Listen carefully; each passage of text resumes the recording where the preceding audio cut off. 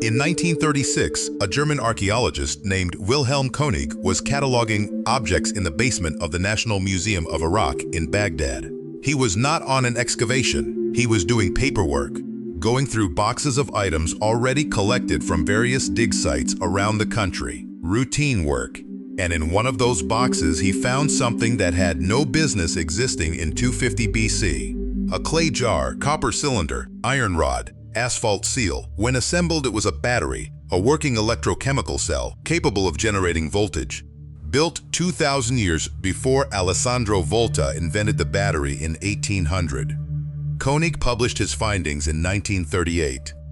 The scientific community responded with almost complete silence. Then the object disappeared into restricted access. For the next 6 decades, the file on what became known as the Baghdad Battery was not available to independent researchers. What was in that file is still not fully known. Today we go through what was found, what was tested, and what the official explanations still cannot account for. The jar itself was discovered at a dig site called Kujut Rabu, just outside modern Baghdad. The site dated to the Parthian period, between 250 BC and 224 AD. The clay jar stood 14 centimeters tall. Inside it, a copper cylinder had been soldered closed at the bottom with a lead and tin alloy. Inside that copper cylinder sat an iron rod, held in position at the top by an asphalt stopper. The asphalt also sealed the top of the jar completely. Koenig recognized the configuration immediately. It was identical in principle to a galvanic cell, the design that every first-year chemistry student learns.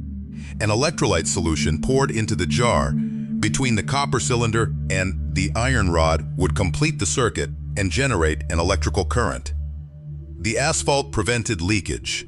The lead tin solder at the bottom was itself a sophisticated metallurgical achievement for the period. The official archaeological position taken after Koenig's paper was that the object was a storage vessel for sacred scrolls. The copper cylinder protected the document. The iron rod was a scroll holder. The asphalt was a sealant. This explanation was placed on record and the object was classified as a storage artifact. The problem with that explanation is the iron rod. A scroll storage vessel does not require an iron rod suspended centrally inside a copper cylinder by an insulating stopper. That specific configuration serves exactly one known purpose. It creates electrical potential difference. A scroll does not care about potential difference, but a battery does. In 1940, an American engineer named Willard Gray built an exact replica of the Baghdad battery using the same materials and dimensions. He filled it with grape juice as the electrolyte, the most historically plausible acidic solution available in ancient Iraq. The replica generated half a volt of electricity, sustained, stable, measurable. In 1978, a research team in Germany built multiple replicas and tested them with various electrolytes available in ancient Mesopotamia. Vinegar generated 0.42 volts. Copper sulfate solution generated over 1 volt. The batteries worked. Every replica worked.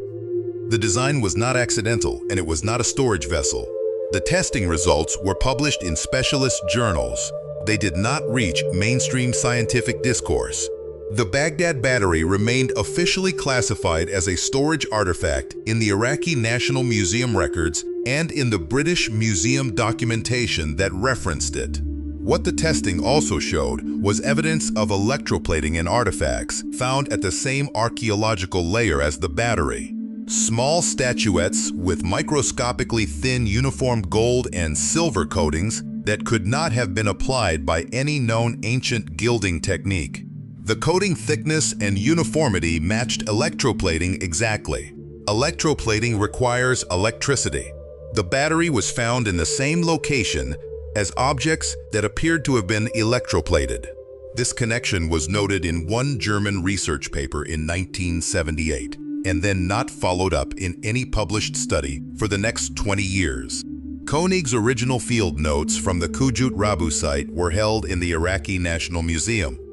When independent researchers requested access in the 1950s and 1960s, they were told the documents were undergoing conservation. In the 1970s, the requests were processed through the Iraqi Ministry of Culture and returned unanswered. The file was not made partially available until the mid-1990s. What the released portion of the file contained was Koenig's physical description of the object and his initial publication notes. What it did not contain was any record of where exactly within the Kujut Rabu site the battery was found. The precise excavation location, the stratigraphic layer, the associated objects found in the same context. All of that documentation was absent. Without stratigraphic context, an archaeological object cannot be definitively dated. Without definitive dating, the object remains officially uncertain. An uncertain object cannot challenge an official historical timeline. The absence of those specific pages was not accidental. Stratigraphic records are the first thing a professional archaeologist produces. Koenig was a professional archaeologist.